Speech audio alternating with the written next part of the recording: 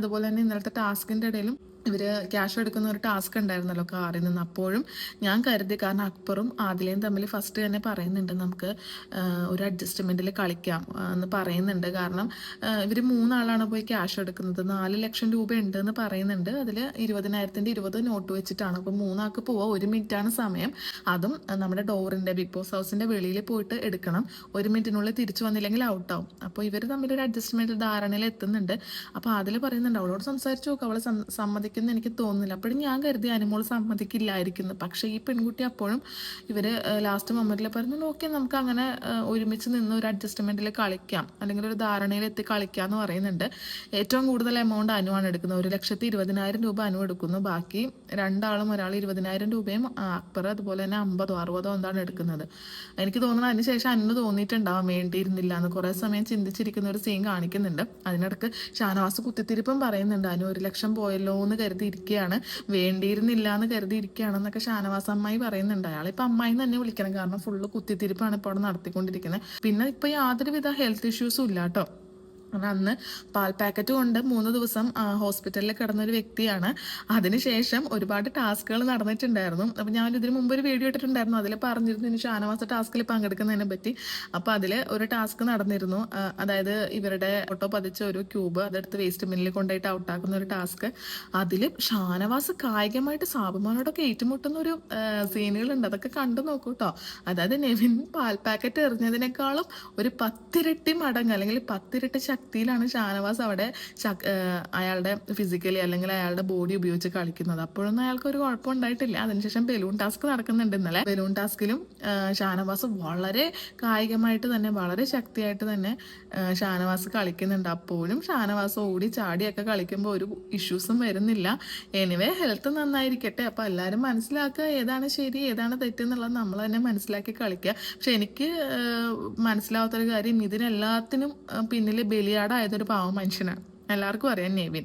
കാരണം ഈ ഒരു അദ്ദേഹത്തിൻ്റെ ആ ഒരു വീഴ്ചയിലാണ് ലാലേട്ടൻ പണിഷ്മെൻറ്റ് വരെ കൊടുക്കുന്നത്, ഇനി ഒരു ടാസ്കിലും പങ്കെടുക്കുന്നത്. പക്ഷേ വളരെ ഡിസർവിങ് ആയിട്ടുള്ള ഒരു വ്യക്തിയായിരുന്നു നെവിൻ. അദ്ദേഹം അറിഞ്ഞുകൊണ്ട് ചെയ്തതല്ല. പക്ഷേ ഈ ഒരു നാടകത്തിൻ്റെ പേരിൽ എന്തിനാണ് ആ മനുഷ്യനെ മാറ്റി നിർത്തിയെന്നുള്ളത് ഇപ്പോഴും എനിക്ക് മനസ്സിലാവുന്നില്ല. എന്തുകൊണ്ടും ജെനുവിനാണ് ആ വ്യക്തി. അദ്ദേഹം ഗെയിം കളിക്കാൻ അർഹതപ്പെട്ടൊരു വ്യക്തിയാണ്. പക്ഷേ ഇതുവരെ ഒരു മണി ടാസ്കിലും നെവിന് പങ്കെടുക്കാൻ പറ്റിയിട്ടില്ല. നമുക്കത് നെവിൻ്റെ ഓരോ ടാസ്ക് കഴിയുമ്പോഴും പുള്ളീൻ്റെ ആ ഒരു ഫേസ് കാണും, നമുക്ക് മനസ്സിലാവുന്നുണ്ട്. ഒരുപാട് വിഷമമുണ്ട് നെവിന്. അപ്പം എനിക്ക് മനസ്സിലാവുന്നില്ല എന്തിനാണ് ഒരാളുടെ നല്ല ദിവസങ്ങൾ ഇങ്ങനെ കളയുന്നതെന്നുള്ളത് എനിക്കിപ്പോഴും മനസ്സിലാവുന്നില്ല. അത് ശരിയായ ഒരു കാര്യത്തിന് വേണ്ടിയിട്ടാണെന്നെങ്കിൽ ഓക്കെ, പക്ഷെ ഇപ്പം എല്ലാവർക്കും മനസ്സിലായി തുടങ്ങിയിട്ടുണ്ട് അത് ജെനുവിൻ ആയിരുന്നോ അല്ലയോ എന്നുള്ളത്. അപ്പോൾ അങ്ങനെയാണെന്നുണ്ടെങ്കിൽ നെവിനെ മാറ്റി നിർത്തുന്നത് വളരെ മോശമായിട്ടുള്ള ഒരു കാര്യമാണ്. എനിവേ നമുക്ക് നോക്കാം ഇനിയുള്ള എപ്പിസോഡുകളിൽ എന്താണ് സംഭവിക്കുന്നതെന്ന് നോക്കാം.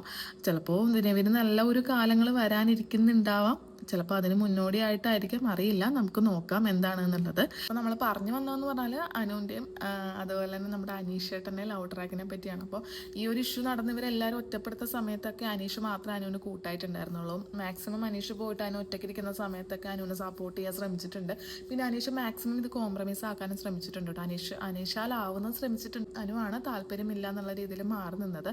അപ്പോൾ ഒരു പക്ഷേ അനുവിന് ആ ഒരു സമയത്ത് ഒരു ഷോൾഡർ ആവശ്യമായത് കൊണ്ടാണോ ഇനി അനീഷിനോട് അറ്റാച്ച്മെൻ്റ് ആയതെന്ന് അറിയില്ല. എന്തായിരുന്നാലും ഞാൻ മനസ്സിലാക്കിയെടുത്തോളം അനീഷായിട്ടൊരു ലവ് ട്രാക്ക് പിടിക്കുന്ന എനിക്ക് തോന്നുന്നില്ല. ലവ് ട്രാക്ക് പിടിച്ചാലും പ്രപ്പോസൽ അക്സെപ്റ്റ് ചെയ്ത് അതൊരു ജീവിതത്തിൻ്റെ ഭാഗമാക്കുന്നൊന്നും എനിക്ക് തോന്നുന്നില്ല. കാരണം അനുവിൻ്റെ ഒരു ക്യാരക്ടർ വെച്ചിട്ട് അതിന് വളരെ സാധ്യത കുറവാണ്. അനീഷ് ഇതെല്ലാം ജെനുവിനായിട്ടാണ് എടുത്തിരിക്കുന്നത്, അനീഷിനോട് അറ്റാച്ച്മെൻറ്റ് കാണിച്ചത്. കാരണം അതൊരു പച്ചയായ പാവം മനുഷ്യനാണ്, എല്ലാം സത്യമാണെന്ന് കരുതുന്ന ഒരു വ്യക്തിയാണ്. അപ്പോൾ അങ്ങനെയാണ് എടുത്തിരിക്കുന്നത്. അപ്പോൾ അതിനുശേഷം ഞാൻ പറയാം, അതിൽ അനുമോള് 100ആയിട്ടൊരു ടോക്ക് വരുന്നുണ്ട് അതിനുശേഷം. അപ്പോൾ ഇങ്ങനെ പറയാണ്, പ്രപ്പോസൽ സീൻ പറയുമ്പോൾ അതിലാ 100 പറയുന്നുണ്ട് നീ പോയിട്ട് നോ പറയണം, പ്രതീക്ഷ കൊടുക്കരുത്, പുള്ളീനോട് പോയിട്ട് നോ പറയണം എന്ന് പറയുന്നുണ്ട്. അപ്പോൾ അനു പറയുന്നുണ്ട് എനിക്ക് എങ്ങനെയാ പറയുക, പുള്ളിക്ക് വിഷമമായാലോ, പുള്ളിക്ക് മനസ്സിലത് വിഷമമായിട്ട് എടുത്താലോ എന്ന് പറയുന്നുണ്ട്. അപ്പം ഞാൻ വിചാരിക്കുന്നത് അനുവിന് ഇഷ്ടമല്ല എന്നുണ്ടെങ്കിൽ ഇഷ്ടമല്ല എന്ന് തന്നെ പറയണം. കാരണം അതിന് ഒരു ചാൻസ് അല്ലെങ്കിൽ ഒരു പ്രതീക്ഷ കൊടുക്കരുത്. ഒരു പക്ഷേ അനു കരുതുന്നുണ്ടാവാം. ഇനിയിപ്പോൾ ഞാൻ അങ്ങനെ പറഞ്ഞത് അനുവിൻ്റെ വാലിൽ നിന്നൊരു വാക്ക് വീഴുന്നതെന്ന് പറഞ്ഞാൽ, കാരണം ഇവിടെ പുറത്തായിരുന്നെങ്കിൽ ഞാൻ ഒന്നും നോക്കാതെ നോക്കാതെ പറഞ്ഞേനെ, എൻ്റെ അഭിപ്രായം പറഞ്ഞേനെ. പക്ഷെ ഇതിപ്പോൾ എന്ന് പറഞ്ഞാൽ നമ്മുടെ ചുറ്റും ക്യാമറ അല്ലേ, നമ്മൾ പറയുന്നത് ആളുകൾ കാണുകയല്ലേ, അപ്പോൾ അത് എങ്ങനെ എടുക്കും അല്ലെങ്കിൽ അത് എങ്ങനെ വരും എന്ന് അറിയില്ല. അതായത് അവൾ ചിന്തിച്ചത് വേറെ ഒന്നുമല്ല. ഇനിയിപ്പോൾ അനീഷ് ഏറ്റവും കൂടുതൽ സപ്പോർട്ടുള്ള ഒരു വ്യക്തിയാണ്. അപ്പം ഞാനിനി അങ്ങനെ പറഞ്ഞു കഴിഞ്ഞാൽ ആളുകളൊക്കെ എന്നെ ഇഷ്ടപ്പെടാതിരിക്കുമോ, അങ്ങനെ ആയിരിക്കും അനു കരുതുന്നത്. അത് വോട്ടിൽ ചിലപ്പോൾ പ്രതിധ്വനിച്ചാലോ എന്ന് കരുതിയിട്ടായിരിക്കാം. അതിൽ നിന്ന് നമുക്ക് മനസ്സിലാക്കാം അനു ജെനുവിൻ അല്ല എന്നുള്ളത്. എന്താണെങ്കിലും അനു ഇനിയിപ്പോൾ അനീഷിനോട് എന്താണ് പറയുന്നതെന്ന് നമുക്ക് നോക്കാം. അനീഷിനോട് എസ് പറയോ നോ പറയോ എന്നുള്ളത് നോക്കാം. എന്തായാലും എസ് വരാനുള്ള ചാൻസ് വളരെ കുറവാണ്. പക്ഷെ നല്ലൊരു കോംബോയാണ് കേട്ടോ രണ്ടാളും തമ്മിൽ. പക്ഷെ എനിക്ക് തോന്നുന്നത് ഇവരുടെ ഒരു ക്യാരക്ടർ വെച്ചിട്ട് രണ്ടാളും മുന്നോട്ട് പോകാൻ വളരെ സാധ്യത കുറവാണ്. കാരണം രണ്ട് അന്തരങ്ങളിലുള്ള ആളുകളാണ്. നമുക്ക് നോക്കാം എങ്ങനെ പോകുന്നുള്ളത്, നമുക്ക് നോക്കാം. അനീഷ് ഒരു പാവാണ്, അതുകൊണ്ടാണ് പ്രപ്പോസ് ചെയ്തിരിക്കുന്നത്. അപ്പോൾ ഇന്നത്തെ ലൈവിൽ അതൊക്കെയാണ് നടക്കുന്നത്. അപ്പോൾ നമുക്കിനി വരും എപ്പിസോഡുകൾ കണ്ടു നോക്കാം. ഞായറാഴ്ച എവിക്ഷനും ഉണ്ടാവും, എവിക്ഷൻ എപ്പിസോഡും ഉണ്ടാവും. നമുക്ക് നോക്കാം ആരാണ് പുറത്ത് പോകുന്നതെന്നുള്ളത്. എന്തായാലും നെവിൻ പോവില്ല എന്ന് തന്നെയാണ് എൻ്റെ മനസ്സ് പറയുന്നത്. പുള്ളി അവർ ഡിസർവിങ് ആണ് നിൽക്കാനായിട്ട്. അപ്പോൾ പുള്ളി പോകാൻ പാടില്ല. പിന്നെ ആരാണ് പോകേണ്ടതെന്നുള്ളത് നമ്മൾ പ്രേക്ഷകർ തന്നെയാണ് തീരുമാനിക്കേണ്ടത്. അതിന് ഡിസർവിങ് ആയിട്ടുള്ള ആളുകൾ അവിടെ ഉണ്ട്, അവരെ തന്നെ നമ്മൾ പുറത്താക്കാൻ ശ്രമിക്കുക.